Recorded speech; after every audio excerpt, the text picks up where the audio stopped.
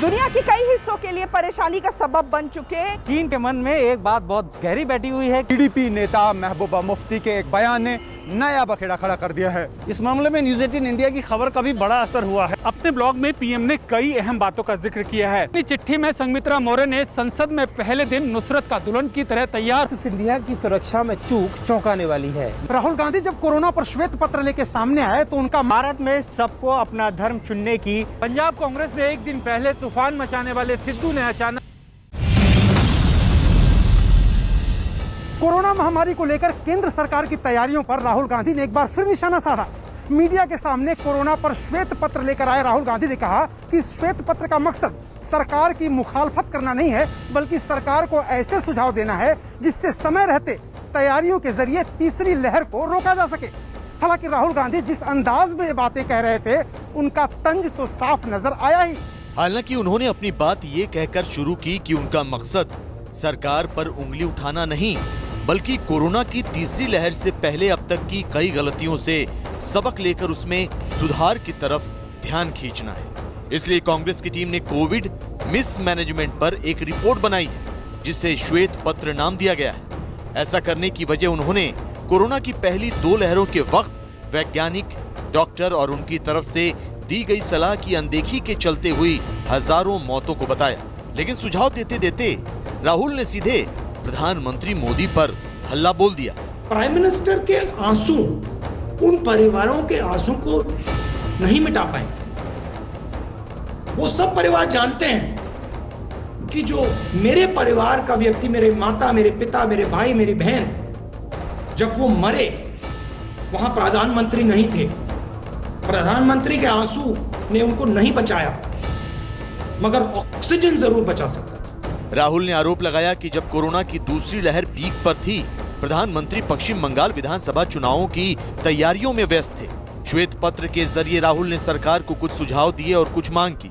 श्वेत पत्र में कहा गया कि सरकार तीसरी लहर से निपटने के लिए तैयारी करे, कोरोना पीड़ितों की मदद के लिए सरकार मुआवजा कोष बनाए और गरीबों, छोटे व्यापारियों को आर्थिक मदद दे।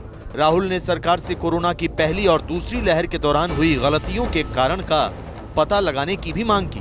राहुल ने यह भी दावा किया कि सरकार कोरोना से हुई मौत के आंकड़े को कम कर बता रही है। The government is hiding the truth on the number of deaths. There's no question about it. Okay, my estimate, back of the envelope estimate, is, in my view, the number of deaths is at least 5 to 6 times what the government is saying. Rahul Gandhi जब corona पर श्वेत पत्र लेके सामने आए तो उनका मकसद जनता के बीच पार्टी की एक सकारात्मक छवि पेश करना था। श्वेत पत्र के जरिए राहुल गांधी ये दिखाने की कोशिश कर रहे थे कि महामारी के इस दौर में भी वो सरकार की मदद करना चाहते हैं, लेकिन ये कहना भी नहीं भूले कि सरकार ने उनकी राय को दरकिनार किया, इसलिए कोरोना बेकाबू हुआ।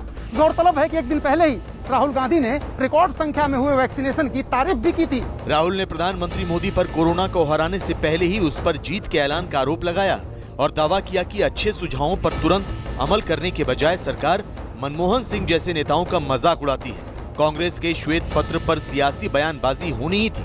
बीजेपी की तरफ से संबित पात्रा ने राहुल गांधी को वैक्सीन के मुद्दे पर ही घेरने की कोशिश की। क्या राहुल गांधी जी ने वैक्सीन ले लिया है? Rahul Gandhi, are you vaccinated? क्या प्रियंका वाड्रा जी ने वैक्सीन ले लिया है? Priyanka ji, are you vaccinated? Robert Vadra vaccinated हैं या नहीं है? बिकॉज जो कांग्रेस की फर्स्ट फैमिली है, क्या ये फर्स्ट फैमिली वैक्सीनेटेड है या नहीं? आप 1000 वर्चुअल पीसी कर लीजिए, किंतु एक तस्वीर लाखों शब्द बयां करती है। बीजेपी का आरोप है कि कांग्रेस पार्टी कोरोना जैसी महामारी पर पहले भी राजनीति कर रही थी और अब भी राजनीति ही कर रही है। हमें वैक्सीन क्यों नहीं दे रहे हैं? जब कोवैक्सीन आता है और छत्तीसगढ़, राजस्थान इत्यादि राज्यों में कोवैक्सीन सप्लाई की जाती है, तो कांग्रेस शासित राज्य मना कर देते हैं वैक्सीन लेने से। वैक्सीन हेजिटेंसी को बढ़ावा मिलता है। ये सभी विघ्न बाधाएं राहुल गांधी ने भारत के कोविड लड़ाई में खड़ी की है। देश में कोरोना की दूसरी लहर अभी खत्म भी नहीं हुई कि तीसरी लहर आने की आशंका जताई जाने लगी है। वक्त की जरूरत है कि देश की सभी पॉलिटिकल पार्टियां एक सुर में कोरोना को मात देने की बात करें। कुछ सुझाव राहुल गांधी ने दिए हैं और सरकार भी अपने स्तर पर तैयारी कर रही है और कदम उठा रही है। लेकिन समय की मांग है कि सत्ता पक्ष और विपक्ष दोनों मिलकर कोरोना से लड़ने का ऐसा मॉडल विकसित करें जिसकी चर्चा पूरी दुनिया में हो और सबका भला हो। श्रीनगर में गुफ्कार गठबंधन की बैठक के बाद पीडीपी नेता महबूबा मुफ्ती के एक बयान ने नया बखेड़ा खड़ा कर दिया है। महबूबा मुफ्ती ने अपने इस बयान में कहा कि जम्मू कश्मीर के मुद्दे पर केंद्र सरकार को पाकिस्तान से भी बात करनी चाहिए। बकौल महबूबा मुफ्ती, अगर केंद्र सरकार जम्मू कश्मीर में शांति कायम करना चाहती है तो उसका एक ही चारा है और वो है पाकिस्तान से बातचीत। जम्मू कश्मीर में एक बार फिर सियासी हलचल परवान चढ़ने लगी है। जम्मू कश्मीर के मुद्दे पर 24 जून को पीएम मोदी द्वारा बुलाई गई बैठक से ठीक पहले पीडीपी नेता महबूबा मुफ्ती ने पाकिस्तान को लेकर राग अलापना शुरू कर दिया है। महबूबा मुफ्ती ने कहा कि अगर जम्मू कश्मीर में केंद्र सरकार शांति चाहती है तो उसे पाकिस्तान से भी बातचीत करनी चाहिए। हमसे डायलॉग कर रहे हैं, हम कहते हैं कि ये दोहा जाके तालिबान से डायलॉग कर रहे हैं, आपने सुना होगा हमारी गवर्नमेंट। तो जम्मू कश्मीर में डायलॉग करे और सबके साथ करे और पाकिस्तान के साथ भी करे रेजोल्यूशन के लिए। इतना ही नहीं, गुप्कार की बैठक खत्म होने के बाद मीडिया से बातचीत में महबूबा मुफ्ती ने राजनीतिक कैदियों का मुद्दा भी उठाया और पीएम मोदी के साथ होने वाली बैठक में ये मुद्दा उठाने की बात कही। उनका जो भी एजेंडा होगा, मगर हम अपना एजेंडा उनके सामने रखेंगे और बखूबी रखेंगे और हम उम्मीद करेंगे कि हमारे जाने से कम इतना हो, जो जेलों में यहाँ और यहाँ से बाहर हमारे लोग बंद हैं उनको रिहा किया जाए और साथ में जिनको रिहा नहीं कर सकते उनको कम से कम जम्मू कश्मीर ले आए। असल में श्रीनगर में नेशनल कॉन्फ्रेंस के नेता फारूक अब्दुल्ला की अध्यक्षता में उनके घर पर गुप्कार गठबंधन की बैठक आयोजित की गई थी। इस बैठक में जम्मू कश्मीर के पूर्व सीएम और पीडीपी नेता महबूबा मुफ्ती समेत 7 नेता मौजूद थे। बैठक में 24 जून को प्रधानमंत्री मोदी द्वारा बुलाई गई मीटिंग में जाने पर चर्चा की गई। साथ ही उन मुद्दों पर भी मोहर लगा दी गई कि आखिर सरकार के सामने किन मुद्दों को मजबूती के साथ उठाना है। गुप्कार अलायंस की बैठक में ये भी तय हो गया कि पीडीपी नेता महबूबा मुफ्ती भी 24 जून को होने वाली बैठक में शामिल होंगी। साथ ही इस दौरान नेशनल कॉन्फ्रेंस के नेता फारूक अब्दुल्ला ने बैठक के एजेंडे को भी मीडिया के सामने साफ किया।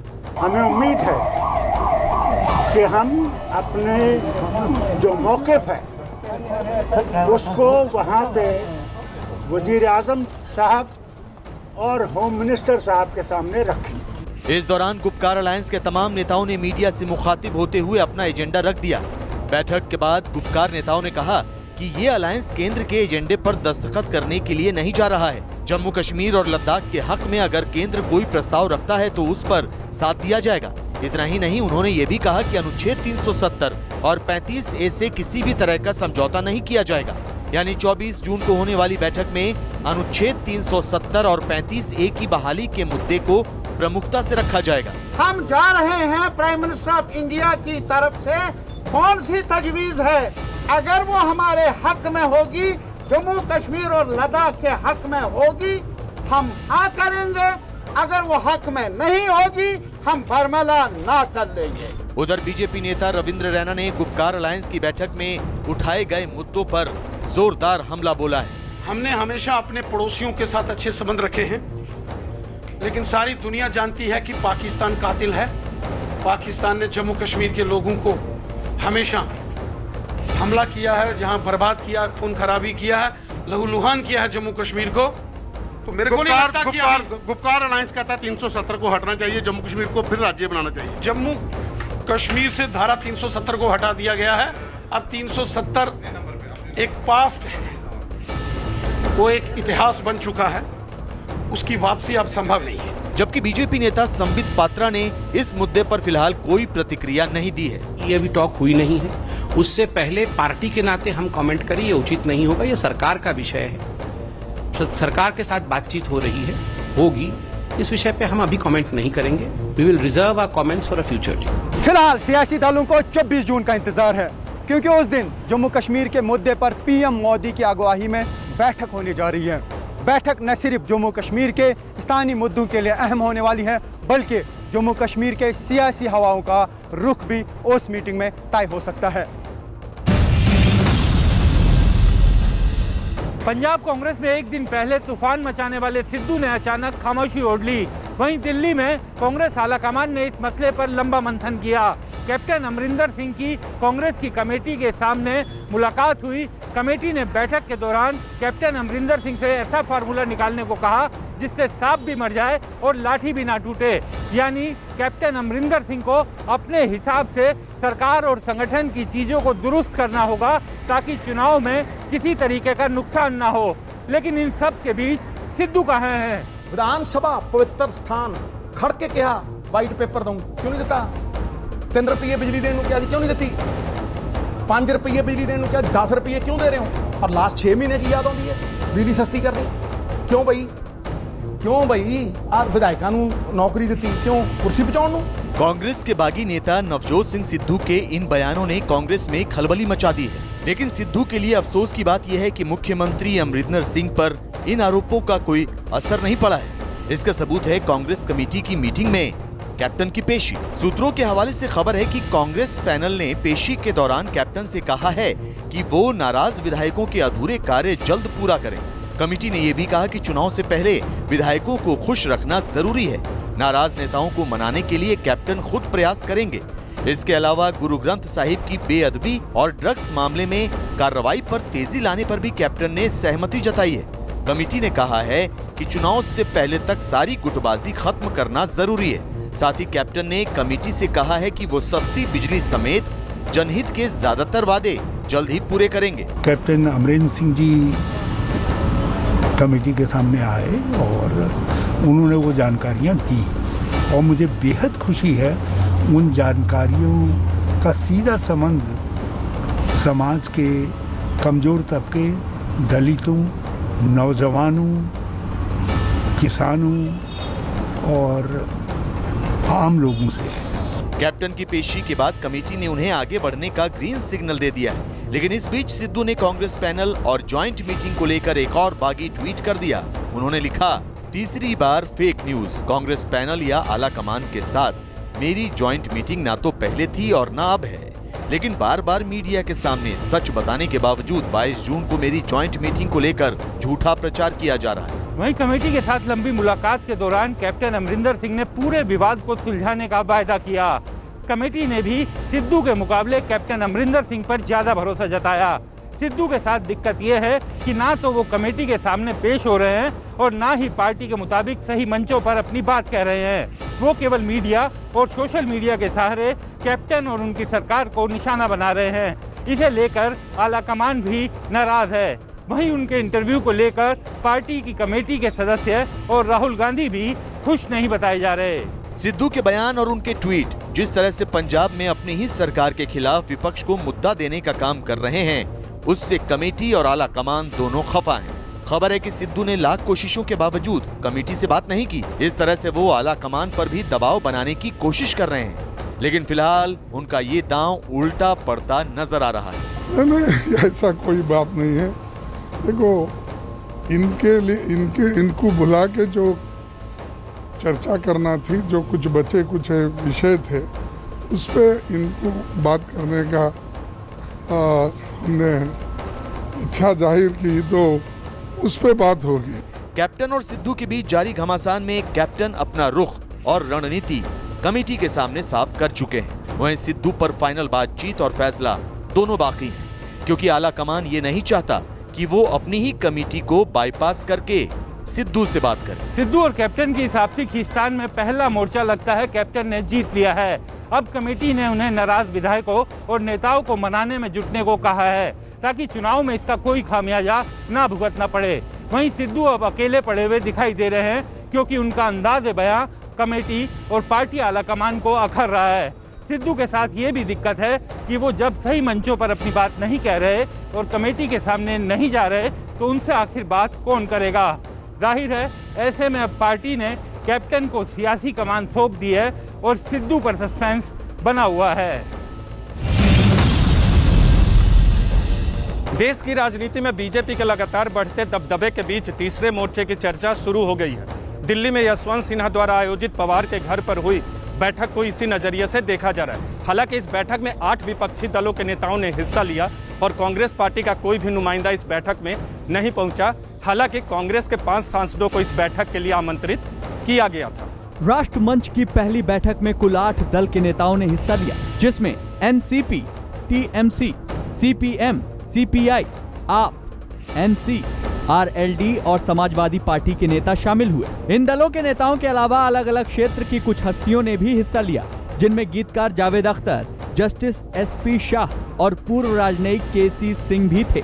राष्ट्रमंच की इस बैठक की मेजबानी एनसीपी प्रमुख शरद पवार ने की। मीडिया की भीड़ और चमकते कैमरे के बीच तय वक्त पर पहुंचे नेताओं की बैठक बंद कमरे में हुई और बैठक खत्म होने के बाद अंदर हुए विचार मंथन की जानकारी मीडिया को दी गई। बताया गया कि बैठक में देश के सामने मौजूद तमाम चुनौतियों और सियासी हालात पर चर्चा हुई।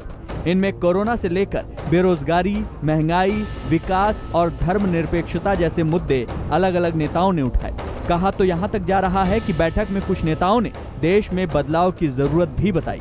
आपस में हम लोग समान विचार के लोग चर्चा किए हैं कि इस समय किस किस्म का मुद्दे और चुनौतियाँ लोगों को ग्रसित कर रहा है, तो उसी के ऊपर चर्चा हुई है। मोदी सरकार की नीतियों के खिलाफ यशवंत सिन्हा ने 2018 में राष्ट्रमंच का गठन किया था। राष्ट्रमंच की बैठक से पहले चुनावी रणनीतिकार प्रशांत किशोर और शरद पवार की भी मुलाकात हुई और इस मुलाकात के बाद राष्ट्रमंच की बैठक को तीसरे मोर्चे से जोड़कर देखा जाने लगा। हालांकि तमाम नेताओं ने इस बात को खारिज किया है कि राष्ट्रमंच की बैठक का कोई भी रिश्ता तीसरे मोर्चे से है। लेकिन बैठक के लिए जाते वक्त ही कुछ नेताओं ने एजेंडे को लेकर कुछ संकेत दिए, तो कुछ ने किसी तरह का एजेंडा होने की बात से ही इनकार कर दिया। लेकिन जो कुछ बोला गया उससे बहुत कुछ साफ होने लगा था। राष्ट्रमंच की ये प्रथम बैठक है जिसमें सभी साथी जो आ सके, जो सदस्य पहले भी आते रहे हैं, पार्टियों के दायरे से ऊपर उठ करके राष्ट्र के मुद्दों पर अपनी सोच रखने वाले, पब्लिक लाइफ में एक ऊंची स्टैंडिंग रखने वाले, ऐसे सभी लोग राष्ट्रमंच का हिस्सा रहे हैं। इस फोरम के सामने कोई एजेंडा नहीं है, थर्ड फ्रंट की कोई बात नहीं है। वैसे भी थर्ड फ्रंट अकेला, अगर आपका मकसद है बीजेपी का सामना करना, तो वो नहीं कर सकता। नेताओं ने तीसरे मोर्चे के मुद्दे पर भले ही बहुत साफ बात नहीं की, लेकिन शरद पवार का इस मुद्दे पर पुराना बयान और बंगाल चुनाव के वक्त ममता बनर्जी की राय से अलग कर इस बैठक को नहीं देखा जा सकता। इसलिए एनडीए की तरफ से बैठक से पहले ही इस पर प्रतिक्रिया आ चुकी थी। ये बैठक तो 2014 के बाद हर चौथे दिन होती रहती है। ये जो विपक्षियों को लामबंद करने वाली बैठक होती है, ये लामबंद करने वाली बैठक, जिसको आदरणीय प्रधानमंत्री जी ने पहले ठगबंधन भी कहा था, ऐसे ठगबंधन बैठक तो समय समय पर होती रहती है। हमने हर चुनाव से पहले देखा है। ये बैठक भी करते हैं, हाथ पकड़ करके खड़े भी होते हैं, मगर सही समय आने पर साथ में लड़ते ही नहीं है। लोगों को आपस में उठ बैठने की इजाजत है और इसका कोई जो ज्यादा अर्थ निकाल रहे हैं वो भी नहीं निकालना चाहिए। प्रशांत किशोर से लेकर के और एनसीपी तक सब स्वीकार कर चुके हैं कि इसका एनडीए सरकार से विकल्प बनाने का कोई मकसद नहीं है। लोकसभा चुनाव 2024 में है, जो अभी से बहुत दूर है, लेकिन बीजेपी की बढ़ती ताकत को रोकने के लिए विपक्ष की नजर अभी से 2024 पर है। बंगाल चुनाव में टीएमसी की जीत के बाद विपक्ष के हौसले बहुत ही बुलंद है और ममता बनर्जी भी विपक्षी एकता की बात कर चुकी है। यूपी में आईएसआई के धर्मांतरण गैंग के पर्दाफाश होने के बाद राजनीतिक तूफान मच गया है। 1000 से ज्यादा लोगों के जबरन धर्मांतरण करने के मामले में राज्य के मुख्यमंत्री योगी आदित्यनाथ ने सख्ती दिखाई है। उन्होंने इस मामले में गिरफ्तार किए गए आरोपियों के खिलाफ गैंगस्टर और एनएसए के तहत कार्रवाई करने के निर्देश दिए हैं। तो वहीं इस मामले में पाकिस्तान की खुफिया एजेंसी आईएसआई की भी फंडिंग की खबरें मिली हैं, जिसकी जांच ईडी को सौंप दी गई है। इस मामले में केंद्र से लेकर राज्य सरकार तक राजनीतिक दलों के अलावा अब धर्मगुरुओं ने भी आवाज बुलंद कर दी है। करीब 1000 लोगों का जबरन धर्मांतरण करवाने के आरोप में जब 2 लोगों की गिरफ्तारी हुई तो राज्य सरकार से लेकर केंद्र तक हल्ला मचना तय था। यूपी के मुख्यमंत्री योगी आदित्यनाथ ने दोषियों के खिलाफ रासुका और गैंगस्टर के तहत कार्रवाई के अलावा उनकी संपत्ति जब्त करने का आदेश दिया है। वहीं आईएसआई की ओर से धर्मांतरण के लिए फंडिंग की जांच ईडी की ओर से की जा रही है। अब यूपी सरकार केंद्रीय गृह मंत्रालय को पूरी रिपोर्ट देगी। एनआईए समेत खुफिया एजेंसियां भी जांच में लगाई जाएंगी। दिल्ली के जामिया नगर में रहकर यूपी में धर्मांतरण की साजिश रचने को लेकर सियासत गरमाने लगी है। दिल्ली में आम आदमी पार्टी के नेता अमानतुल्लाह खान ने इसे यूपी सरकार की सियासी साजिश करार दिया। अमानतुल्लाह खान ने इसे यूपी 2022 के चुनाव से जोड़ दिया है, तो वहीं बीजेपी ने उनके विरोध को मजहब की आड़ में राजनीतिक हमला बताया है। दिल्ली में आम आदमी पार्टी के नेता अमानतुल्लाह खान और समाजवादी पार्टी ने इस मामले को यूपी सरकार का ध्यान भटकाने वाला सियासी स्टंट करार दिया है। हिंदुस्तान के कॉन्स्टिट्यूशन ने आर्टिकल 25 और आर्टिकल 21 में ये इख्तियार दिया है, ये हक दिया है, ये आज़ादी दी है कि कोई भी आदमी अपने धर्म का प्रचार प्रसार कर सकता है और कोई भी आदमी अपनी आज़ादी के साथ किसी भी धर्म को अपना सकता है। मुझे लगता है कि इन मुद्दों के रास्ते से भाजपा अपना मुंह छिपा रही है कि असली मुद्दों पर बात ना हो, लेकिन समाजवादी पार्टी जब भी बात करेगी असली मुद्दों पे बात करेगी, विकास पर बात करेगी। हमारे लिए देश और देश के लोगों की सुरक्षा ये प्राथमिकता है। इसके कोई भी खिलवाड़ करेगा, कोई भी समझौता करेगा, हम उसके खिलाफ कार्रवाई करेंगे और इसीलिए ये धर्मांतरण कानून हम लेकर आए। इसको कोई एक समुदाय, एक जाति के लिए नहीं, लेकिन इसमें एक ही समुदाय के लोग क्यों बार बार पकड़े गए और क्यों धर्म परिवर्तन करा रहे हैं और क्यों सपा, कांग्रेस और आम आदमी पार्टी बार बार उनके लिए खड़ी होकर विरोध कर रही है, ये जवाब देश की जनता को उन्हें देना होगा। ये सुरक्षा का भी मुद्दा है और देश हित का भी मुद्दा है। अभी इसके तार कहाँ पे जुड़े हैं देश में और दिल्ली NCR में, अभी ये आने वाली जांच में पता लगेगा। ये बहुत ही दुर्भाग्य है। हमने देखा पीछे अमानतुल्लाह खान ने वहाँ पे जो रोहिंग्या बसे हुए थे उनका भी सपोर्ट किया और वो उनकी बस्ती भी वहाँ पर बचाने के लिए जो है कोशिश कर रहा है, और दिल्ली का मुख्यमंत्री केजरीवाल और सारी आम आदमी पार्टी उनको सपोर्ट कर रही है। ये उनको अपना वोट बैंक के रूप में देखते हैं। नौकरी और रुपए का लालच देकर धर्म परिवर्तन की साजिश से जुड़े इस मामले में कुछ सामाजिक संस्थाओं का गुस्सा भी भड़क उठा। नोएडा में मूक बधिरों का धर्म परिवर्तन कराने वाली घटना को लेकर कुछ लोगों ने नाराजगी दिखाई। उन्होंने दिव्यांगों के साथ धर्म के नाम पर खिलवाड़ करने का आरोप लगाते हुए उन दिव्यांगों की सोसाइटी में हंगामा किया जहां धर्म परिवर्तन की साजिश का दावा किया जा रहा है। हमें 70 साल हो गए, कब तक चुप रहे भैया? हम क्यों चुप रहे भैया? जब मेरे धर्म पे बात आ गई, जिस धर्म में मुझे पालन पोषण हुआ, मेरी संस्कृति थी, मुझे आज उसी का मुझे नुकसान उठाना पड़ रहा है। मैं क्यों चुप रहा हूँ भैया? उधर इस मुद्दे के सामने आने पर साधु संतों समेत धार्मिक संस्थाएं भी अपनी नाराजगी जाहिर करती नजर आईं, जबकि धर्मांतरण के खिलाफ देश भर में कानून बनाए जाने की मांग भी उठने लगी। संविधान सभा के भी कई सदस्यों ने केंद्रीय कानून बनाने की वकालत की थी। हमारा स्पष्ट मत है कि अब यह समय आ गया है, इस पर चर्चा होकर केंद्रीय कानून बनाने की संभावनाओं पर विचार करना चाहिए। इनके पास इतना पैसा आता कहां से है? इसकी जांच होनी चाहिए। जो लोग पकड़े गए हैं उन पे देशद्रोह का मुकदमा होना चाहिए, यहां तक उनको मृत्यु दंड देना चाहिए। जांच एजेंसियों को शक है कि इस मामले में कई और अंतर्राष्ट्रीय धर्मांतरण गैंग हो सकते हैं, क्योंकि इसके तार पाकिस्तान से जुड़ रहे हैं। भारत में सबको अपना धर्म चुनने की पूरी आज़ादी है, लेकिन लालच या दबाव देकर धर्म परिवर्तन कराया जाना अपराध है। ऐसे मामले बहुत संवेदनशील होते हैं, इसलिए ऐसे मामलों पर राजनीति करने के बजाय ये जानने की कोशिश होनी चाहिए कि क्या ISI की शह पर ये साजिश हो रही है।